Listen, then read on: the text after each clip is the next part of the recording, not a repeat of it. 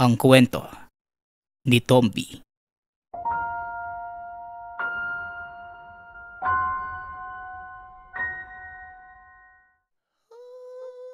Ang kwentong ito ay mula sa isa nating tagapakinig na itago na lang natin sa pangalang Win.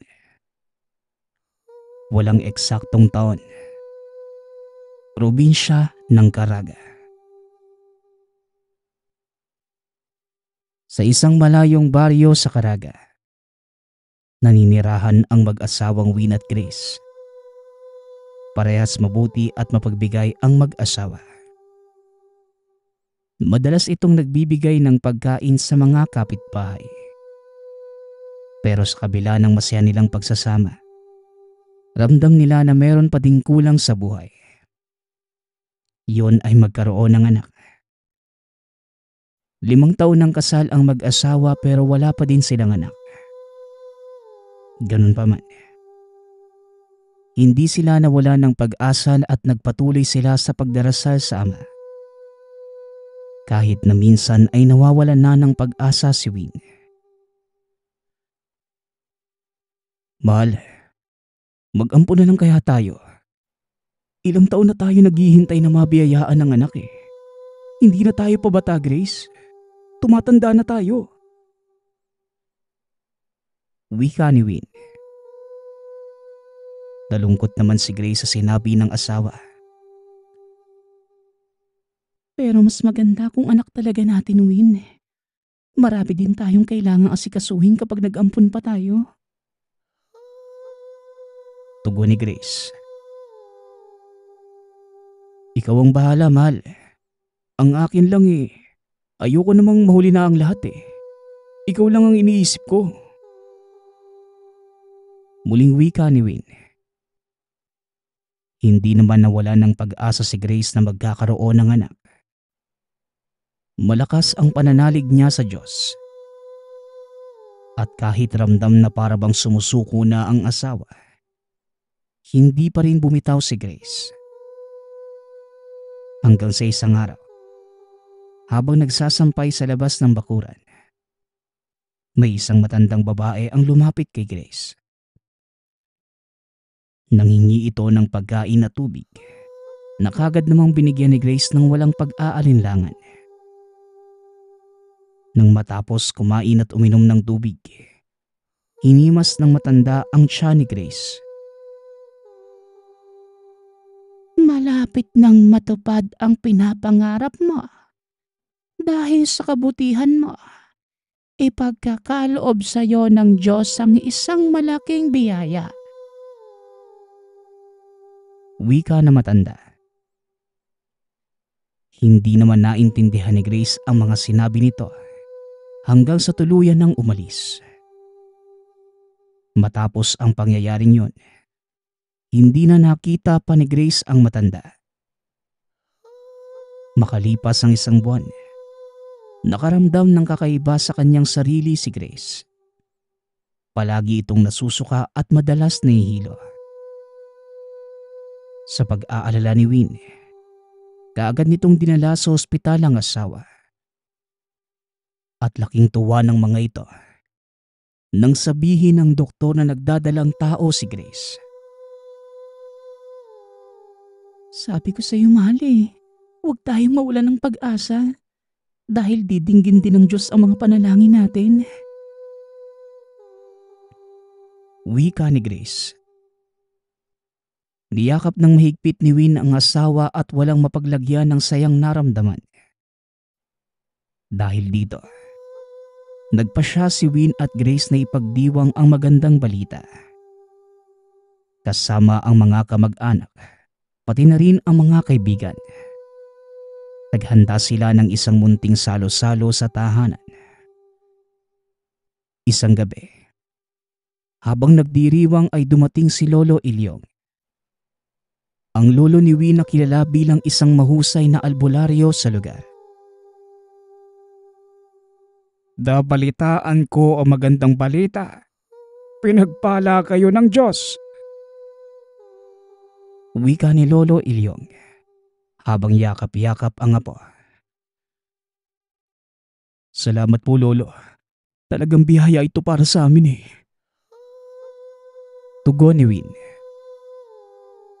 Ngunit sa gitna ng kasiyahan, napansin ni Lolo Ilyong ang isang kakaibang aura sa paligid.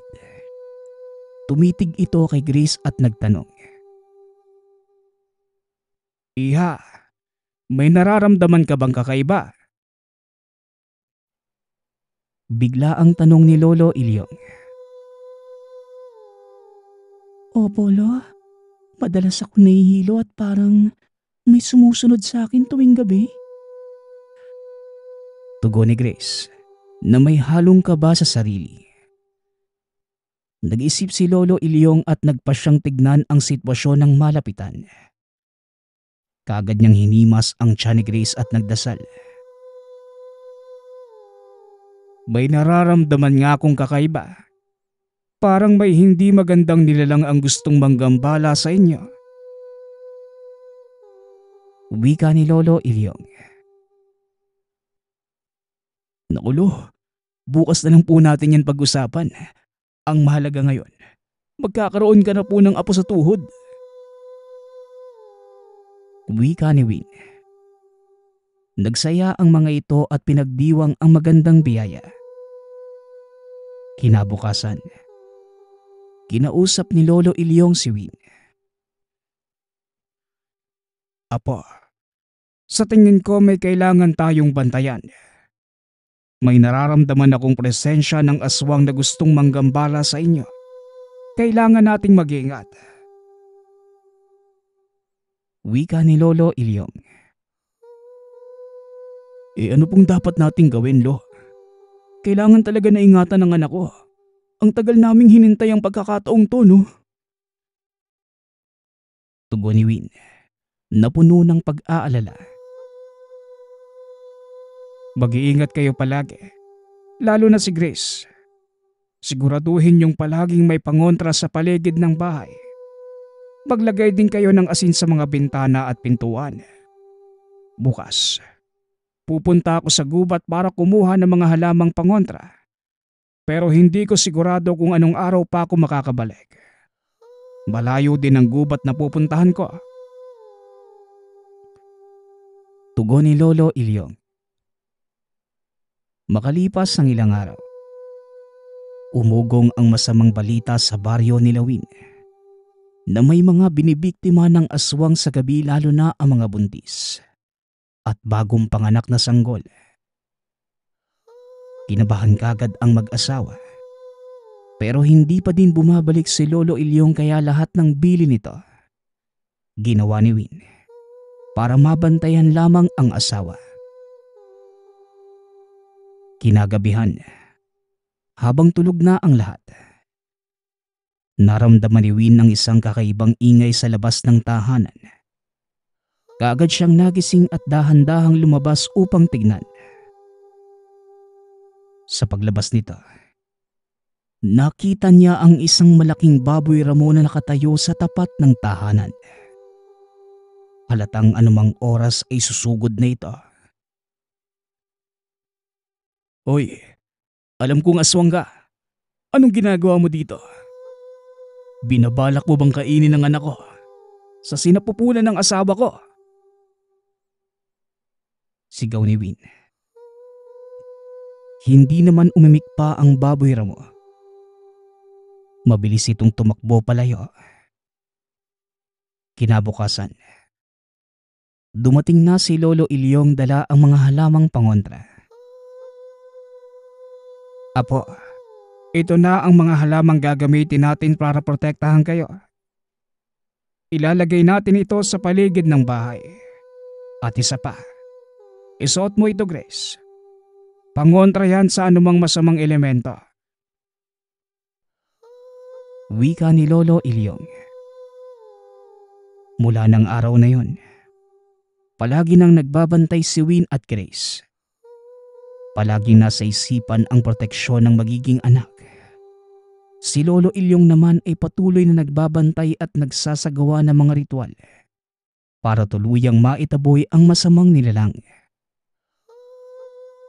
Sa kapila ng banta, naging mabuti naman ang lagay ni Grace. Maayos din ang lagay ng sanggol.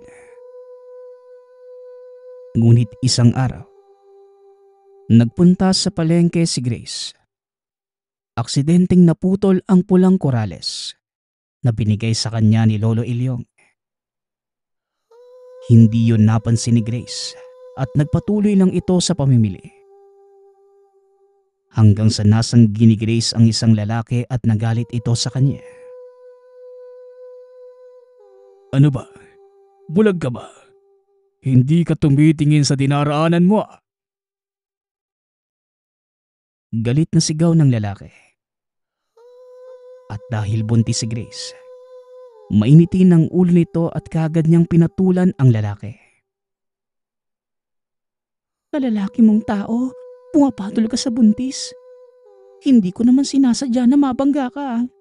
Tapos galit na galit ka na. Tugon ni Grace. Ngumisi naman ang lalaki at lumapit ito kay Grace. Buntis ka. Kaya pala amoy lang ka sa akin. Mukhang bago lang ang sanggol sa sinapupunan mo ah. Wika ng lalaki.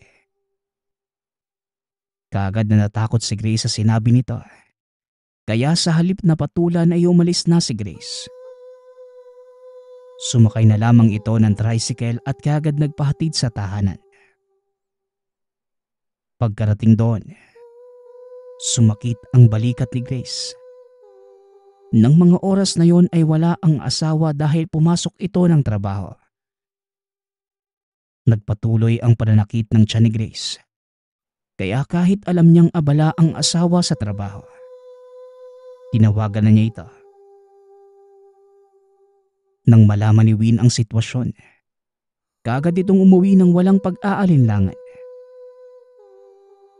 Pagka-uwi sa tahanan ay nadatnan ni Win ang asawa. Nakaupo sa silya, namumutla at wala nang malay. Kaagad na tumakbo si Win at binuhat ang asawa. Tulong! Tulungan niyo kami! Ang asawa ko! Mahina na ang pulso niya! Wika ni Win. Binalot ito ng takot at hindi alam ang gagawin. Kaagad naman itong tinulungan ng mga kapitbahay. Dinala sa ospital si Grace at pinasok sa emergency room. Nagdarasal si Win na sana ay hindi mapahamak ang asawa at anak. Nakayuko nang lumabas ang doktor. Masamang balita ang binungad sa kanya. Sinabi nitong wala na ang anak dahil nakunan ang asawa. Ngunit ang mas kinaguho ng mundo ni Win nang sabihin ng doktor na patay na rin si Grace. Napaluhod na lamang si Win at hindi pa din matanggap na sa isang iglap nawala ang pinakahihintay na anak, maging ang asawa. Bukod pa doon, hindi niya alam ang dahilan kung bakit nagkaganon ang asawa. Nakarating naman kay Lolo Ilyong ang balita, kaya kagad nitong pinuntahan ng apo.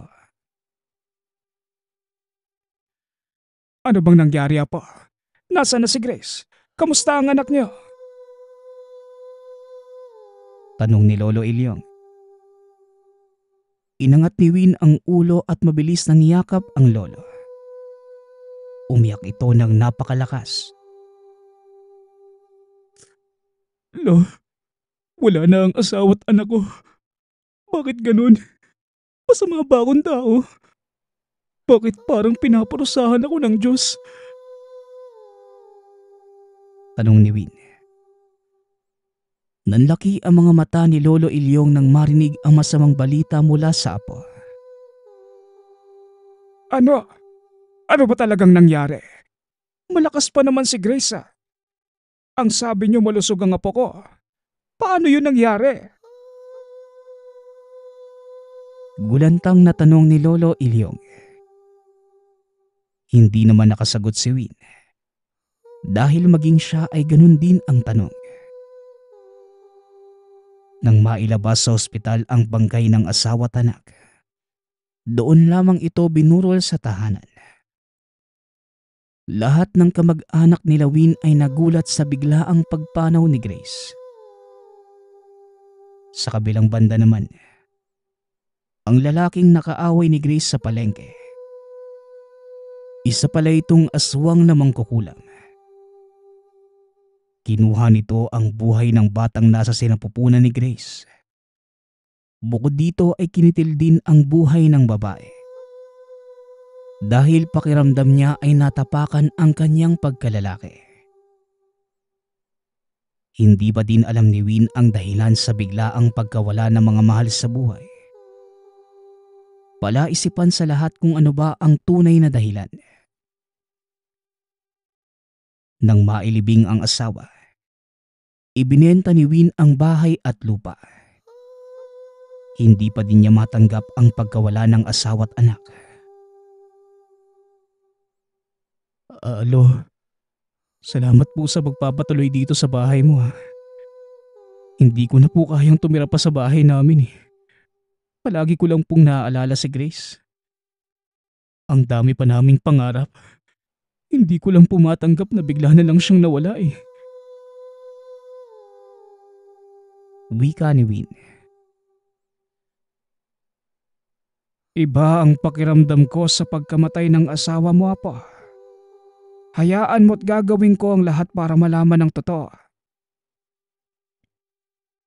Tugon ni Lolo Ilyong. Habang nagluluksa si Win sa pagkamatay ng asawa at anak, sinimulan na ni Lolo Ilyong ang investigasyon sa pagkamatay ni Grace. Una, ginausap ni Lolo Ilyong ang mga kapitbahay at mga kaibigan ni Grace upang malaman kung may napansin silang kakaiba bago ito pumanaw. Ayon sa ilan, nakita nila si Grace na may kausap na lalaki sa palengke bago ito biglaang nawalan ng malay sa tahanan. Sino kaya ang lalaking yon? Kailangan ko itong malaman. Wika ni Lolo Ilyong sa sarili. Nagpatuloy sa paghahanap ng impormasyon si Lolo Ilyong. Hanggang sa isang araw, nakatanggap siya ng balita mula sa isang matalik na kaibigan. Nakilala niya ang lalaking nakipagtalo kay Grace. Ibinigay nito ang pangalan ng lalaki. Nalaman ni Lolo Ilyong na si Lance pala ay kilala bilang aswang at mangkukulam sa lugar. Nagpa siya itong harapin si Lance upang alamin ang totoo. Isang gabi, nilapitan ni Lolo Ilyong si Lance sa tahanan. Hinarap niya ito ng walang takot. Lance, alam kong may kinalaman ka sa pagkamatay ni Grace. Sabihin mo sa akin ang totoo. Wika ni Lolo Ilyong. Ngunit ngumiti lamang ang lalaki. Sumagot pa ng nakakainsulto kay Lolo Ilyong. Matanda ka na, Ilyong. Wala ka pa ring alam sa mga nangyayari. Tugon ni Lance. Pero hindi natakot si Lolo Ilyong. Desidido itong alamin ang totoo. Sabihin mo sa akin ang totoo, Lance. Bakit mo ginawa yun kay Grace? Muling tanong ng matanda. Sa wakas, umamin si Lance sa ginawang kasamaan.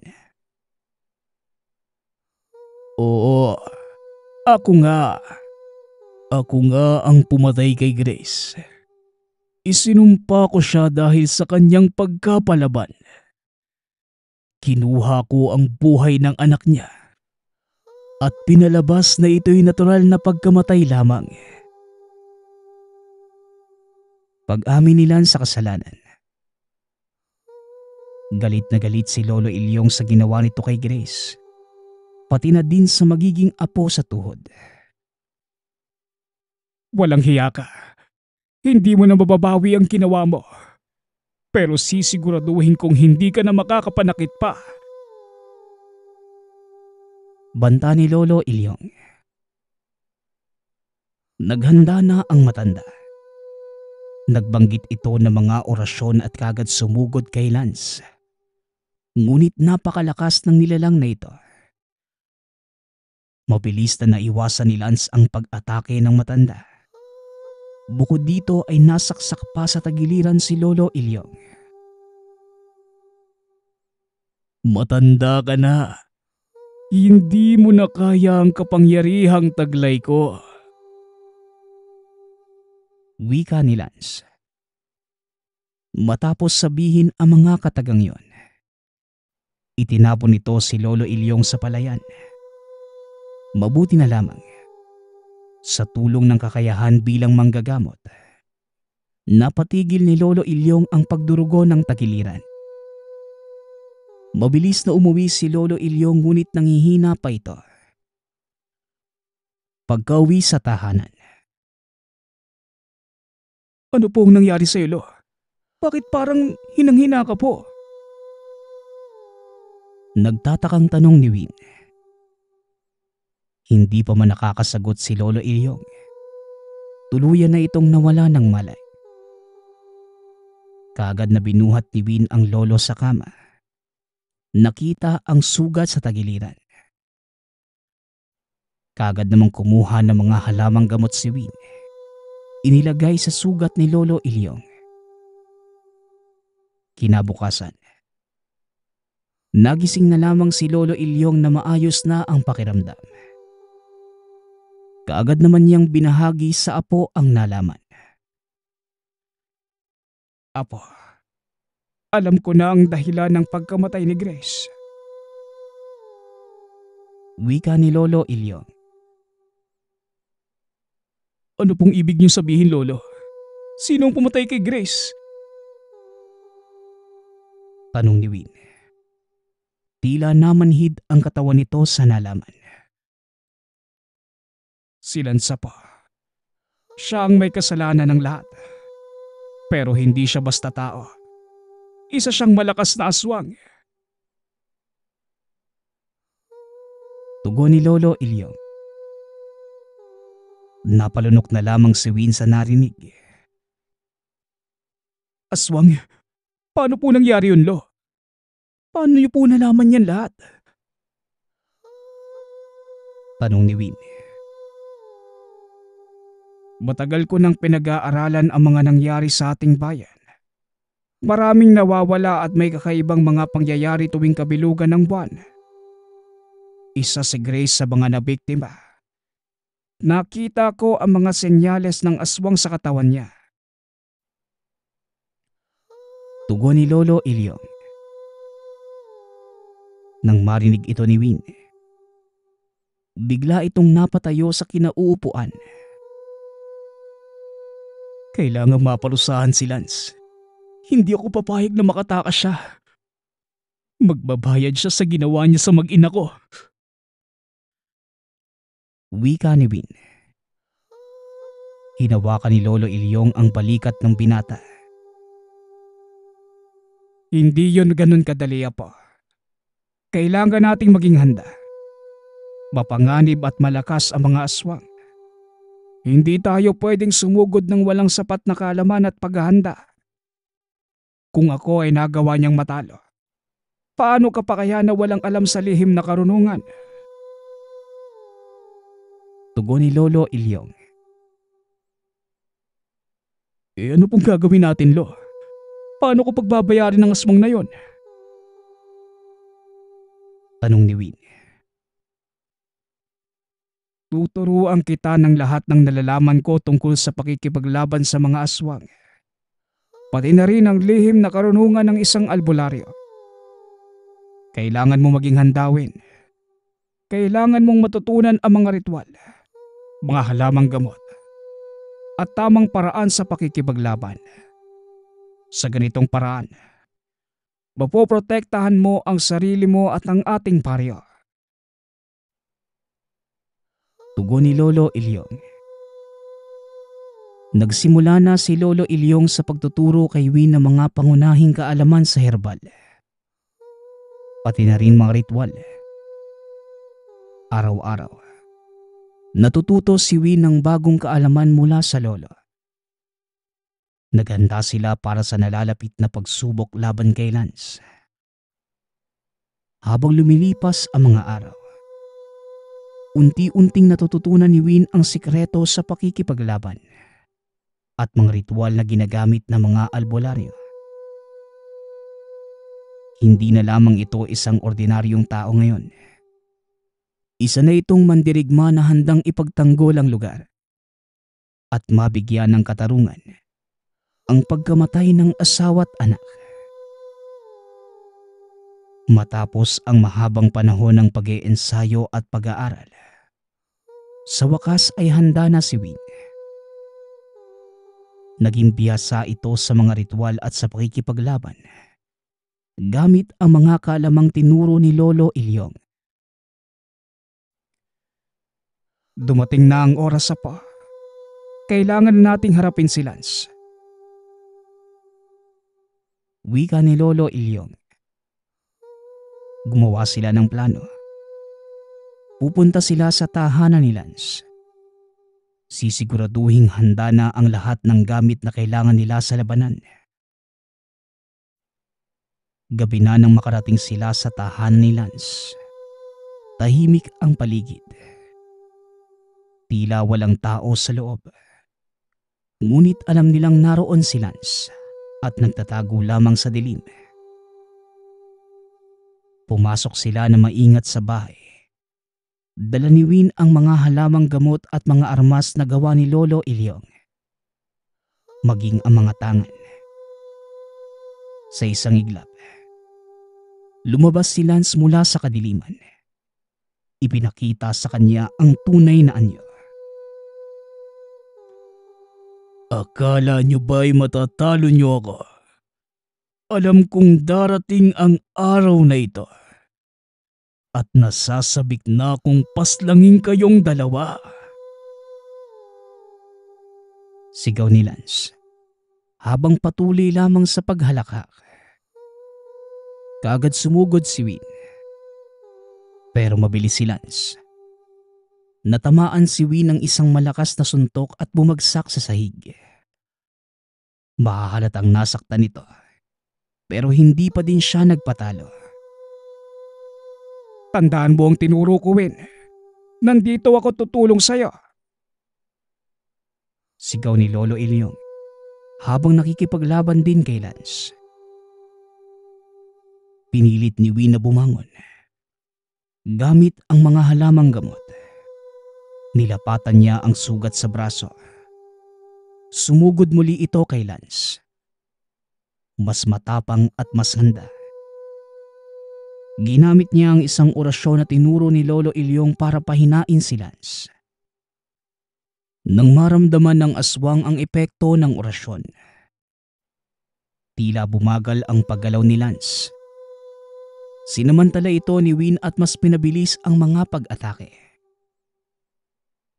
Pabilis na lumapit si Win kay Lance. Nagpakawala ito ng sunod-sunod na suntok at sipa. Ngunit kahit nanghihina na, nagawa pa rin ni Lance na iwasan ang ilang mga pag-atake at makapagbigay ng sariling mga kontra-opensa. Nais patagalin ni Lance ang laban upang magkaroon siya ng pagkakataong makaisip ng paraan para malabanan ang orasyon. Ginamit niya ang liksi at diskarte para manatiling nakatayo. Bawat pag-atake ni Win, madali niyang naiiwasan at nasasalag gamit ang natitirang lakas. Napansin ni Win na nagbago ang estratehiya ni Lance. Hindi na ito basta umaatake. Bagkus sinusubukang patagalin ang labanan. Naisip ni Win na baka may plano si Lance, kaya mas naging maingat ito. Patuloy ang kanilang palitan ng pag-atake. Tila walang nagpapatalo sa dalawa. Habang tumatagal ang laban, unti-unting bumabalik ang lakas ni Lance. Alam nitong kailangang patagalin pa ang laban upang tuluyang mawala ang epekto ng orasyon. Naisipan niyang gamitin ng ilang taktika na tinuro ng mga magulang na isa sa mga pinakamalakas na aswang. Nagkunwari siyang mas humina pa upang magpakampante si Win at magpakawala ng isang malakas na atake. Tama nga ang aswang. Nang makita ni Win na tila humihina na si Lance, sinubukan niyang tapusin na ang laban. Ginamit ang natitirang lakas para sa isang malakas na suntok. Ngunit sa huling sandali, umiwas si Lance at nakahanap ng pagkakataon para kontrahin ang atake ni Win. Sinuntok ni Lance si Win sa tiyan, dahilan upang mawala ng balanse si Win. Kaagad namang sinundan ni Lance ng isa pang sipa sa binti. Napaluhod na lamang si Win sa lupa. Ngunit kahit ganun, hindi pa rin sumuko si Win. Muli itong tumayo at hinanda ang sarili para sa susunod na yugto ng labanan. Kahit lamang kung titignan si Lance, ramdam na ng dalawa ang pagod at sugat sa katawan. Ngunit ayaw pa rin ng mga itong magpatalo sa isa't isa. Alam ni Win, kailangan niya mag-isip ng bagong paraan para talunin si Lance. Samantalang ang aswang naman, naghahanda na ring gamitin ang natutunan mula sa sinaunang libro ng itim na mahika. Mas lalo pang tumindi ang labanan. Bawat isa ay nagpakita ng husay at tapang. Sa bawat galaw at pag-atake, ramdam na ramdam ang kagustuhan ng bawat isa na manalo at maprotektahan ang kanilang sarili, pati na rin ang mga mahal sa buhay. Nagalit si Lance, mas naging mabangis. Muli nitong napabagsak si Win. Hindi naman ito tumigil at kaagad bumangon. Kasabay niyang lumalaban si Lolo Ilyong gamit ang isang espesyal na sandata na pangontra sa mga aswang. Isang punyal na minanapas sa kanununuan. Sumugod si Lance kay Lolo Ilyong, ngunit hinarangan ito ng matanda gamit ang sandata. Bawat wasiwas ng punyal, sinasalubong lamang ito ni Lance ng mga kuko. Tumutok si Win gamit ang mga natutunan. Sumugod ito mula sa likod. Tinamaan niya si Lance sa likuran sa bandang balikat, ngunit tila wala itong epekto sa nilalang. Hindi niyo ako matatalo ng ganyan lang. Sigaw ni Lance sa maglolo habang umiikot at sinipa pa si Win palayo. Tumilapon si Win, buwangga sa dingding ng tahanan. Sumasakit na ang likuran pero pinilit niyang bumangon muli. Win, kailangan natin mas maging mabilis sa kanya.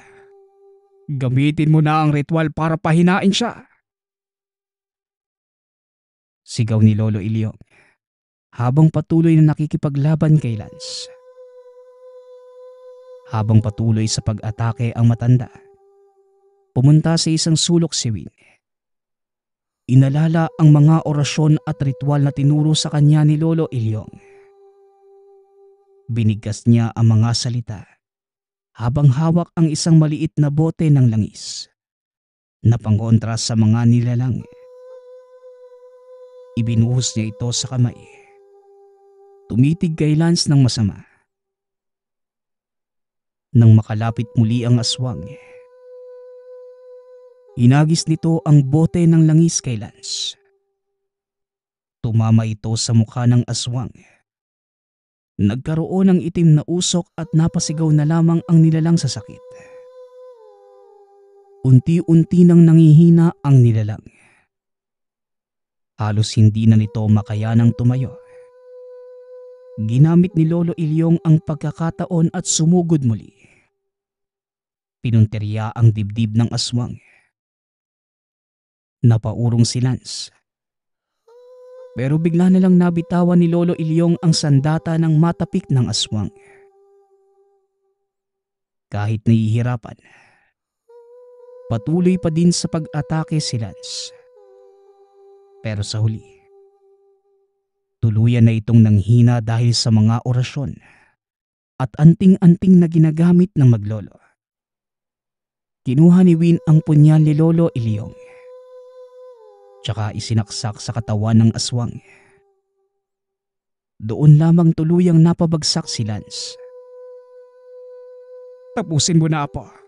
Ito na ang pagkakataon mo. Sigaw ni Lolo Ilyong.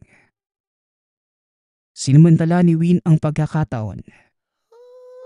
Sumugod ito ng buong lakas.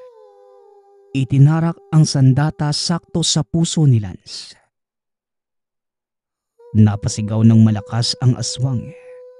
Bigla na lamang nagliyab ang katawan. Bumagsak ito sa lupa. Nagwawala sa sakit hanggang sa tuluyang tumigil ang paggalaw. Hinihingal si Win habang tinitignan ang natutupok na katawan ng aswang. Nagawa natin, Lolo. Natalo natin si Lance. Wika ni Win habang nakangiti kahit pagod na pagod.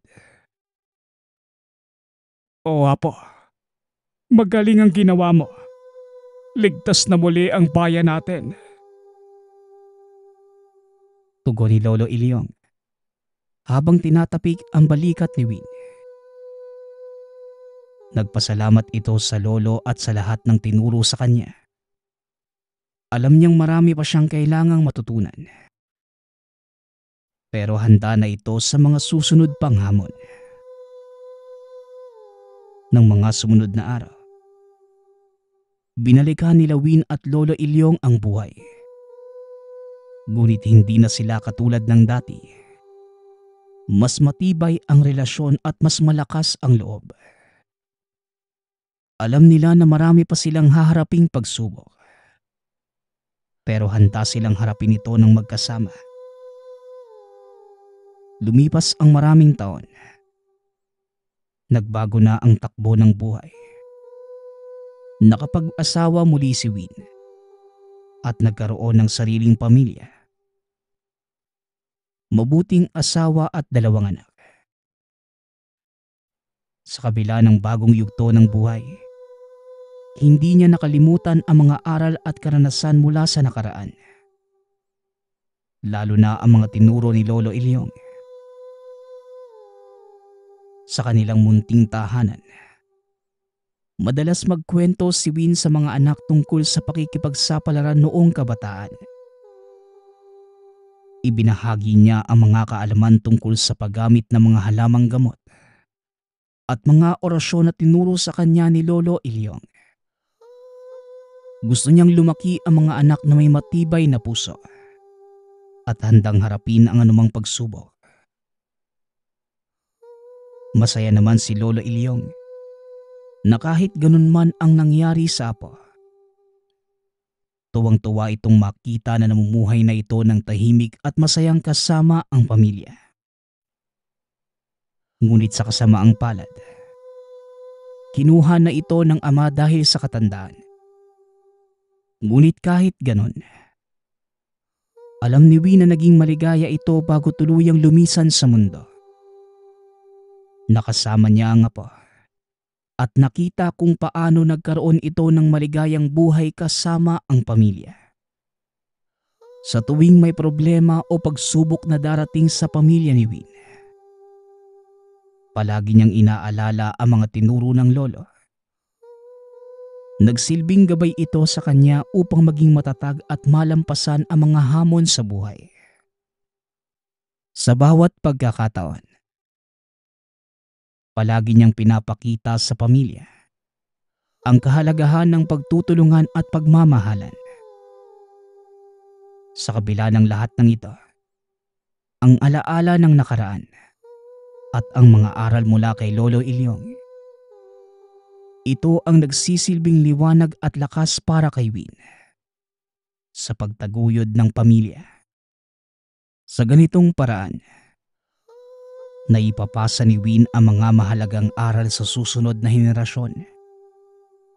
Lahat ng mga aral, karanasan, alaala ni Lolo Ilyong ay mananatiling buhay at patuloy itong magbibigay ng inspirasyon.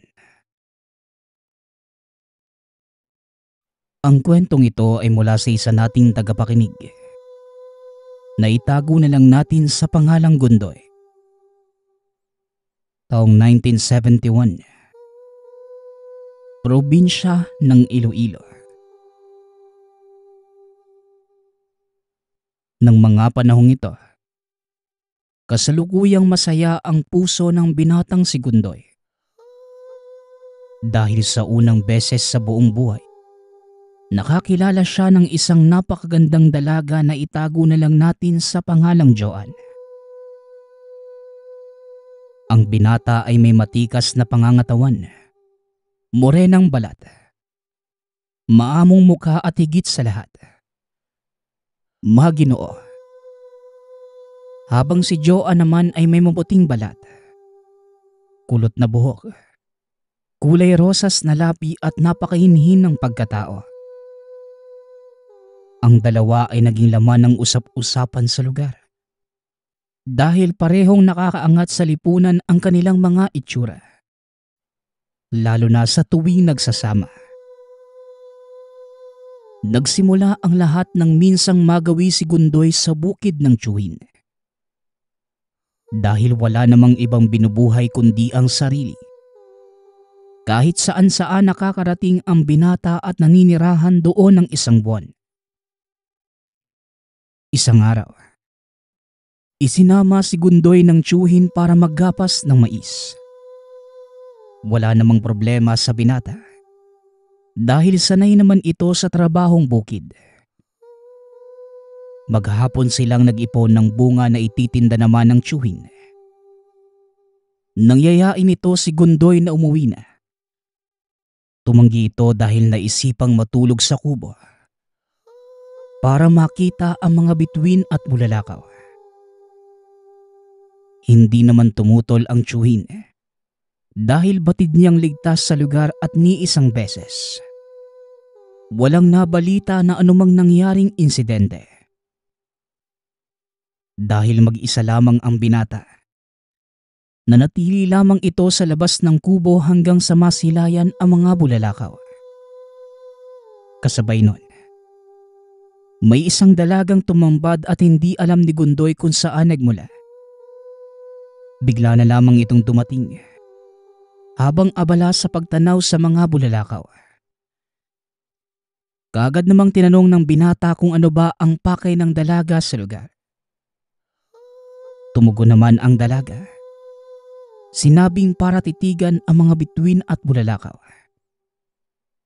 Dahil parehas silang nawili sa tanawin, hindi na rin naiwasan pang mag-usap patungkol sa mga personal na impormasyon.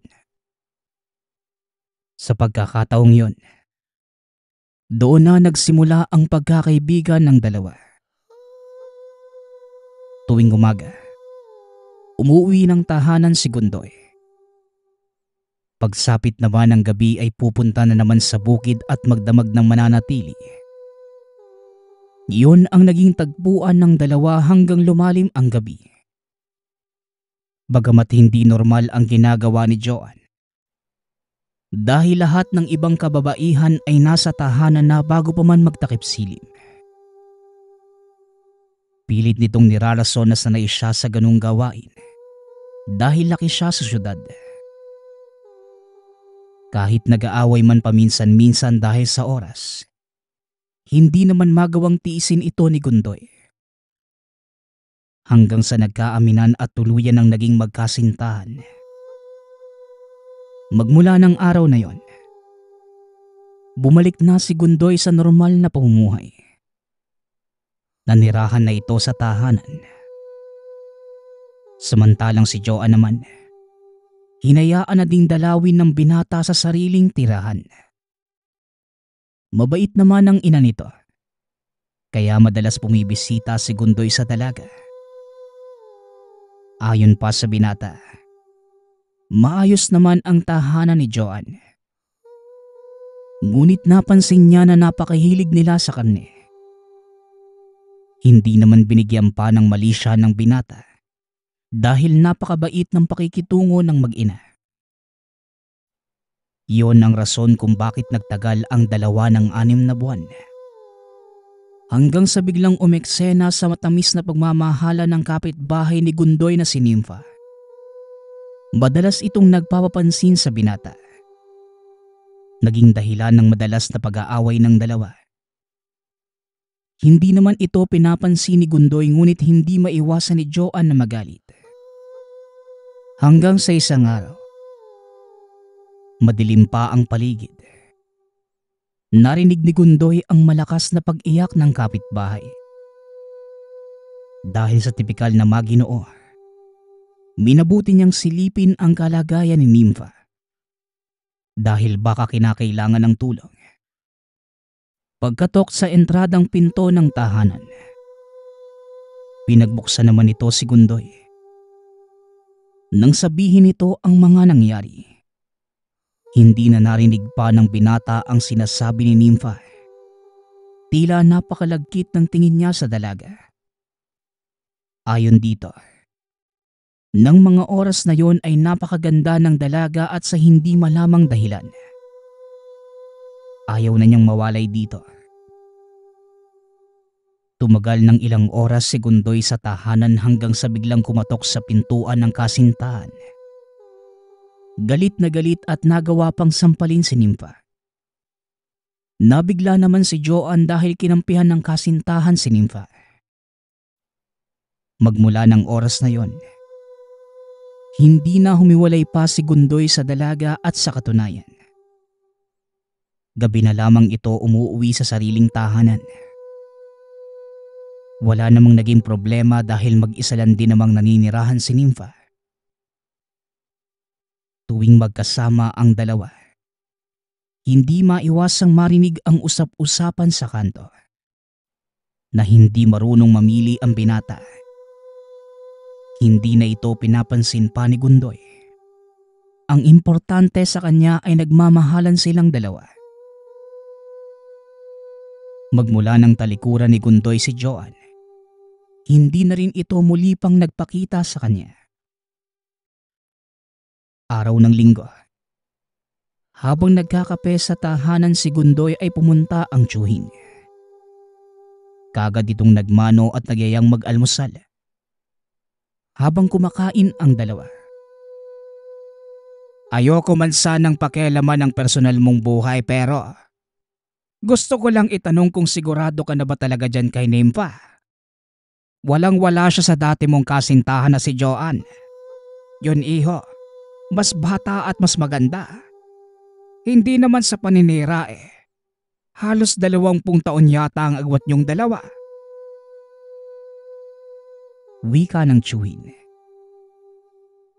Hindi naman tumugon pa si Gundoy. Ayon sa tiyuhin, hindi man anak ang pamangkin ngunit alam niyang may nangyayaring kakaiba sa binata.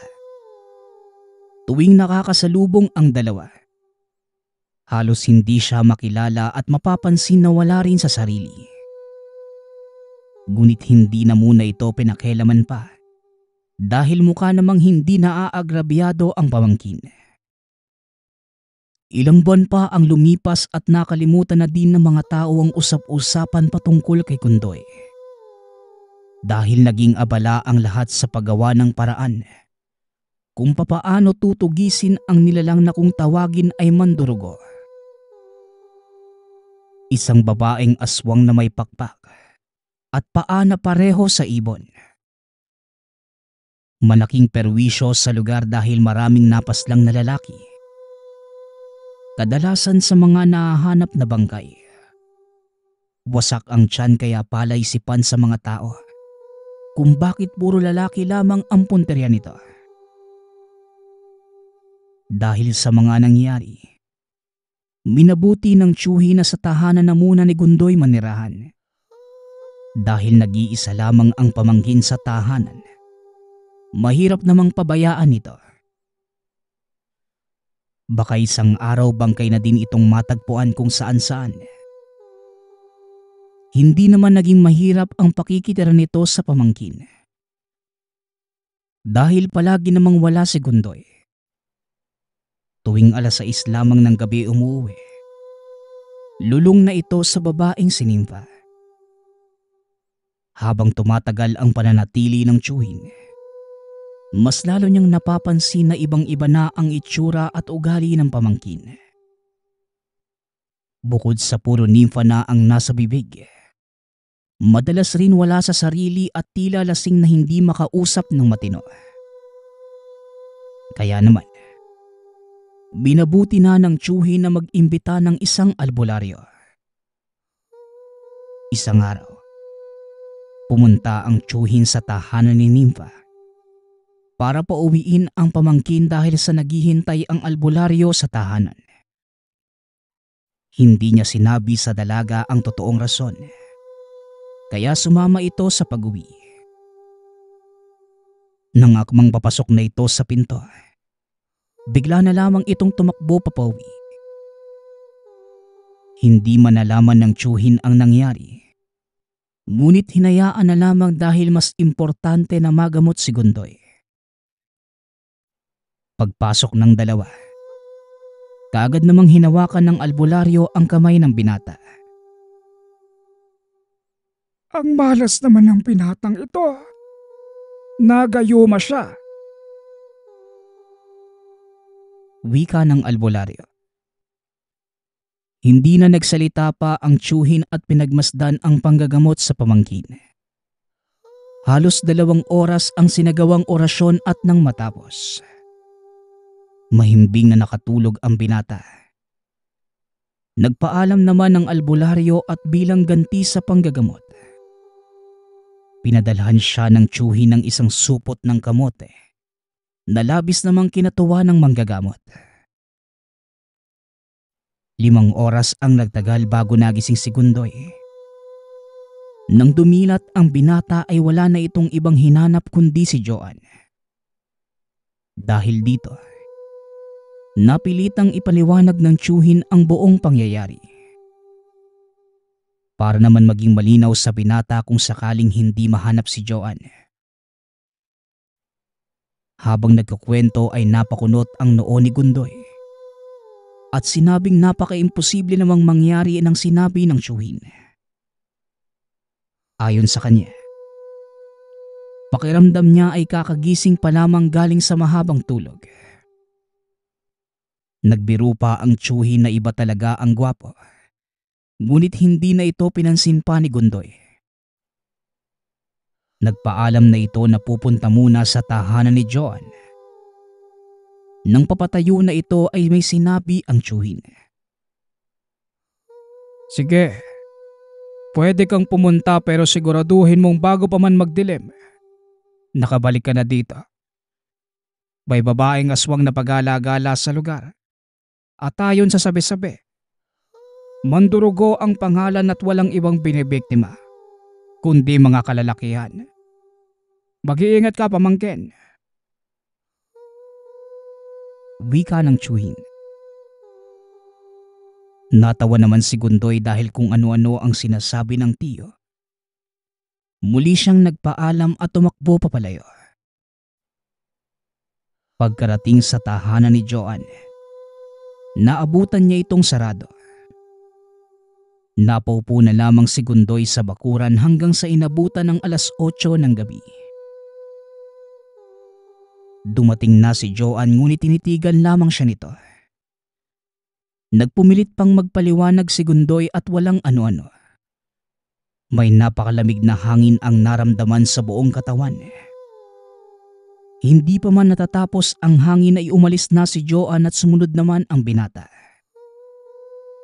Nang makarating sa likod ng tahanan, nanlaki ang mga mata ni Gundoy nang biglang nagpaikot-ikot si Joan. Unti-unti at naging tila ibon. Pagkatapos, nilapitan siya at kitang-kita ng dalawang mata ang malalaking pakpak ng dalaga at mga paang tila sa ibon. Maganda pa rin ang muka, ngunit tinubuan na rin ng pangil. Sinabi ni Joanne na kung anuman ang kasalukuyang nakikita. Dahil yon sa pagtataksil na nagawa ng binata, pinayuhan rin siya ng dalaga na umuwi na ng tahanan. Hindi pa man naitatanong ang rason ay kumaripas na ng takbo si Gundoy dahil sa sobrang takot. Pagkarating ng tahanan, hindi na nito nagawa pang kausapin ang tiyuhin at dumiretso na sa silid. Paulit-ulit na naaalala ang mga nasaksihan, kaya gising lamang ito buong magdamag. Kinaumagahan, magulo man ang isip ngunit pumunta pa rin siya sa tahanan ni Joanne at gaya kahapon.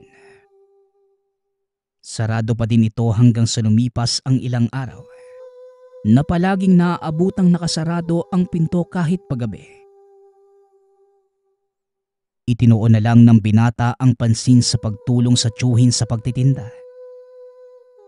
Hanggang sa isang gabi, muling nagpakita si Joanne. Ngunit hindi na ito ang magandang kasintahan.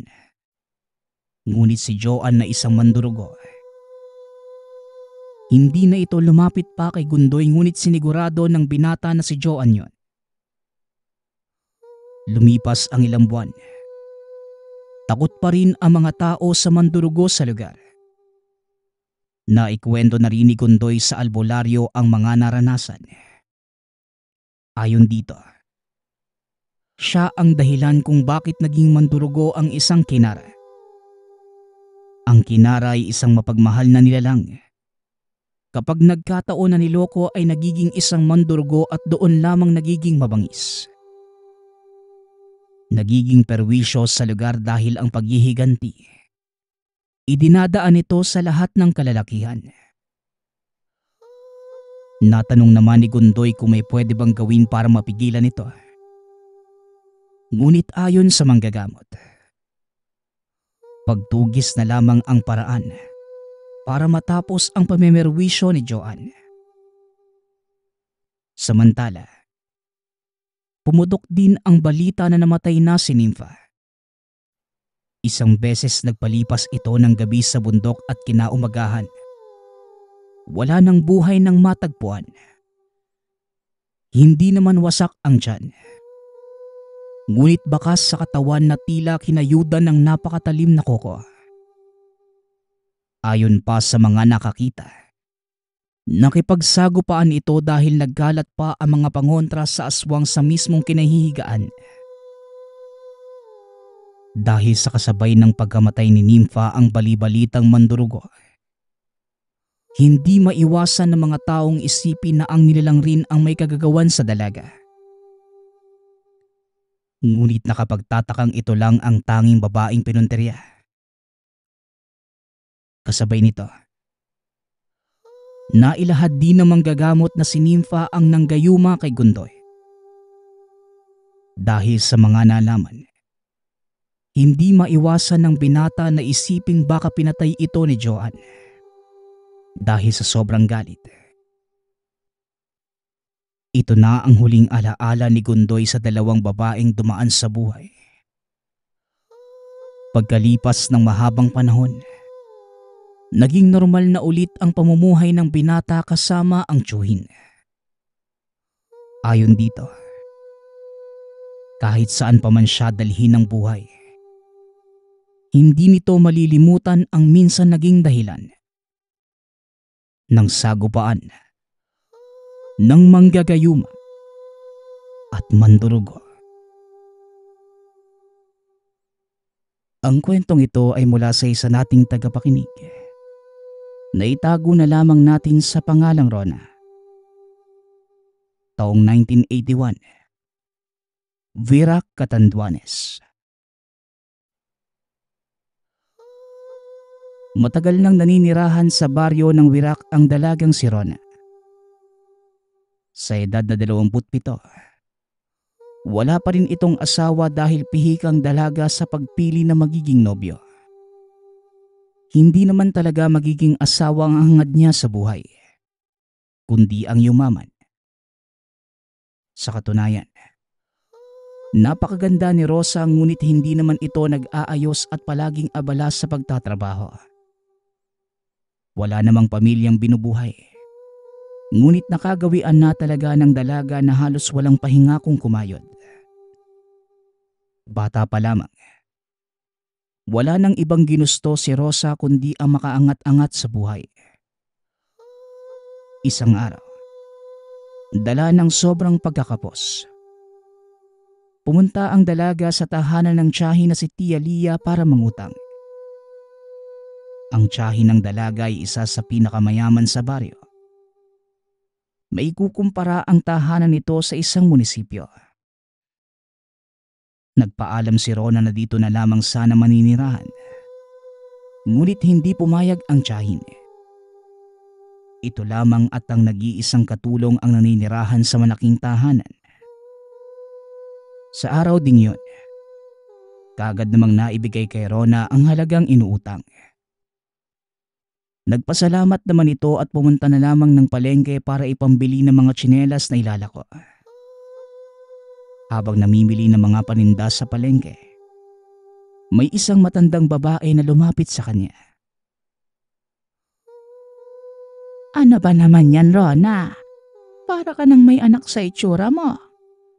Kung ako sa'yo, magpaampong ka na lang sa tiyahin mo para naman makasuot ka na maayos na damit at hindi yung ganyan. Ang ganda-ganda mo pa naman.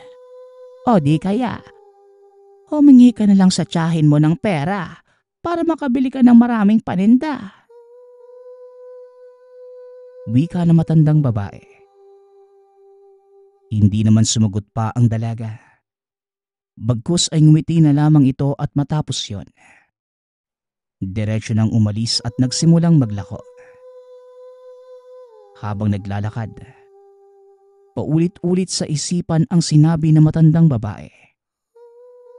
Kaya naman, may kung anong pumasok sa isipan kaya kagad itong pumunta sa tahanan ni Tia Lia. Pagkapasok, nakiusap ito na doon na lamang manirahan ngunit ayaw talaga ng tiyahin. Nagkaroon pa sila ng mahabang debate hanggang sa tumaas na ang boses si Tia Lia. Doon na nagpasya ang dalaga na umuwi na lamang. Pagka-uwi sa sariling tahanan, walang humpay sa kakaiyak si Rona. At ng mga oras na yon, nagsasama-sama na ang pagod at pagkaawa sa sarili. Umupo na lamang ito sa kusina at uminom ng tubig. Matapos yon, kahit napakaaga pa para magpahinga, nahiga na lamang ito sa kwarto. Dito ay walang humpay sa kakaisip kung papaano muling babangon sa sobrang pagkapagod. Walang ano-ano eh. Naisipan itong sapilitang kumuha sa pera ng tiyahin, kapalit ng pagtanggi nito sa gustong mangyari. Hanggang sa nakatulog na ang dalaga, yun lamang ang iniisip niya. Nagising si Rona ng 3:00 na madaling araw. Sa gitna ng napakadilim na paligid, lumabas ito ng tahanan at pumunta sa lugar ni Tia Lia. Pagkarating sa lugar, kaagad naman itong nakapasok. Dahil may alam siyang ibang daanan kung sakaling sarado ang pasokang pinto. Dahang-dahang pumasok sa kwarto ng tiya at naabutang tulog na ito. Nang makita ang napakalaking aparador, binuksan ito ni Rona at hindi naman nagkamali. Dito niya nakita ang nakaimbak na pera ng tiyahin. Dali-dali ang dalaga sa paglagay sa bulsa. Anong ginagawa mo, Rona? Bakit ka nagnanakaw? Wika ni Tia Lia. Dahil sa narinig, nagulantang si Rona. Sumigaw naman ang tiyahin at pumunta sa kasambahay. Iyon ang unang pagkakataon na nakita ito ni Rona. Ayon dito, mas matanda pa sa tiyahin ang kasambahay at halata rin sa pangangatawan na mahina na. Kaya nagtataka ang dalaga kung bakit ito ang katulong na kinuha ng tiyahin.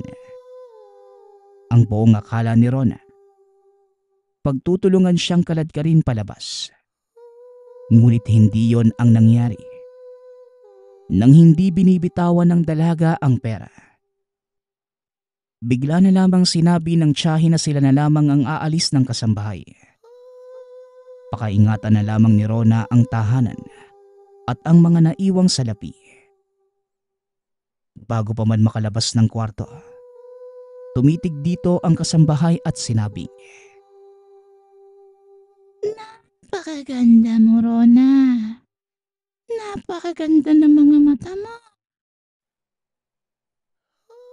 wika ng kasambahay. Hindi naman ito pinansin pa ng dalaga. Inantay na lamang na makaalis ng tahanan ang dalawa. Maya-maya pa, nang masiguradong nasa labas na ang dalawa, ganun na lamang ang paglundag ng dalaga sa tuwa. Dahil sa wakas, nasa kanya na ang pinapangarap. Magmula ng araw na yon, hindi na muli pang naglako ng paninda ang dalaga. Bagkus ay pumupunta na lamang ito kung saan-saan para ipabalita na siya na ang may-ari ng malaking tahanan. Ilang araw pa ang lumipas. Tuwing gabi matapos makapaglinis ng katawan, nakakaramdam ng paghapdi na muka ang dalaga. Ngunit isinawalang bahala na lamang iyon ni Rona. At kagad ding nakatulog. Kinabukasan, pagkagising ay napasigaw na lamang ito nang makita sa salamin ang muka. Punong-puno ng butlig at ang iba pa sa mga ito ay nagbubutas, na parang may kung anong maliliit na insekto na nasa loob. Naramdaman pa niya ang paggalaw. Nagpatuloy ang ganitong pakiramdam ni Rona hanggang sa napuno na ng butas ang muka. Dahil dito, naging mailap na ang paglabas ng dalaga. May mga oras rin na pumupunta ito sa ospital para magpagamot. Ngunit kahit anong gamot, walang nagiging epekto sa kalagayan ng dalaga. Hanggang sa sumapit ang isa pang araw, sa hindi malamang dahilan, hindi na muli pang nakakita ang dalaga. Dahil alam ng karamihan sa mga kapitbahay ang nagawa ng dalaga sa tiyahin, kakaunti lamang ang dumadalaw sa tahanan. Kaya naman, napakahirap na naging sitwasyon ng dalaga at wala na itong mahingian pa ng tulong. Halos sugat-sugat na rin ang buong katawan niya dahil kung saan-saan na ito nagbabangga at tuwing hinahaplos naman ang muka. Ramdam niyang napakalambot na nito, na tila nabubulok na prutas. Wala na ring patid ang pagpapaikot-ikot ng maliliit na insekto sa mga butas na muka. Isang araw, habang umiiyak sa isang sulok si Rona, nakarinig ito ng lalaking tumatawag sa labas ng tahanan. Kaagad naman itong sumagot at pinapasok. Pagkarating ng lalaki sa loob, nilapitan siya nito at hinawakan ang muka. "Isang buyugan ng nakalaban mo, Rona. Hindi man ako sigurado, pero maaaring ang kasama ng tiyahin mo ang may kagagawan yan. Dati pa naman, ramdam ko naman talagang hindi siya normal na tao." Pagpapaliwanag ng lalaki. Dahil sa narinig, muli namang nagtanong si Rona. Dito lamang napag-alaman ng dalaga na ang kaharap niya ay isang manggagamot at nahanap lamang siya nito. Dahil may isang kapitbahay ang nagmamalasakit na ipaalam sa kanya ang sitwasyon. Dagdag pa ng albularyo upang mawala ang parusang naipataw ng buyagan. Kinakailangang sunugin ang lahat ng pera na nasa tahanan at lisanin ang lugar. Wala nang ibang naging sagot pa ang dalaga, kundi pagtango na lamang. Maya-maya pa, nagumpisa ng magsagawa ng ritual ang manggagamot. Habang nakaluhod sa tabi, kinuha na ng albularyo ang mga pera at sinunog sa nagbabagang asupre na may kalamansi. Kasabay nito, umalingasaw ang napakabahong amoy na tila nabubulok na karne.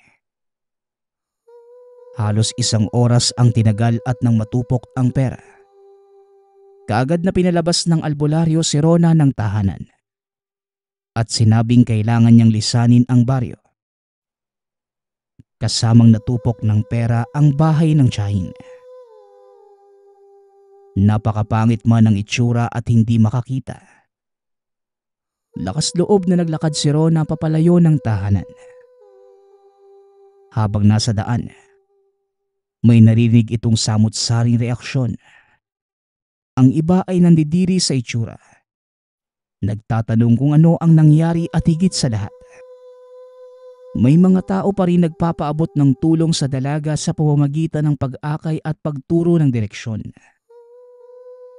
Lahat ng pangungutya, pambabato at pananakit ay tiniis ni Rona makalabas lamang ng baryo. Hindi naman ito naging madali dahil wala siyang nakikita. Ngunit labis ang kanyang pasasalamat sa mga taong hindi nanghusga bagkus ay tumulong pa sa kanya. Nang makumpirma niyang nasa ibang lugar na ito, doon lamang napanatag ang loob ni Rona. Nanatili pa rin siyang bulag ng 1 linggo at matapos yon, ganoon na lamang ang pagkatuwa ng dalaga. Nang makabalik na ang paningin at paunti-unti na ring naghihilom ang mga sugat sa mukha. Iyon ang naging simula ng bagong buhay ng dalaga.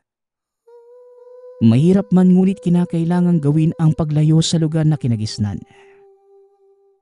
Wala siyang ibang pagpipilian kundi lakasan na lamang ang loob. Sa bawat araw na lumilipas, paunti-unti na ring natatanggap ni Rona ang pagkakamali. Dahil nais niyang makamit ang pangarap sa maling paraan. Bagamat lubos ang pasasalamat na buhay pang nakalabas ng baryo, hindi naman malilimutan ang nagawang mga kasalanan. Samantala, doon lamang din niya napagtanto na kaya pala hindi magawang iwanan ng tiyahin ng kasambahay. Dahil ito ang nagbibigay sa kanya ng kayamanan. Paminsan-minsan, tinatawag na lamang ito ni Rona bilang salapi ng buyagan. Nagpapasalamat ako sa nagpadala ng kwentong ito. Ang opinyon ko lamang, wala talagang magandang maidudulot yung pagkuha ng bagay sa madaling paraan. Kumbaga, kung meron kang gustong makuha o marating, dapat paghirapan mo. Kasi ang mga bagay na madali nating nakukuha, madali ring nawawala. Kayo, anong nagustuhan nyo sa ating kwento? Muli, nagpapasalamat ako sa lahat ng sumusuporta sa ating channel. Hanggang sa muling pakikinig. Paalam.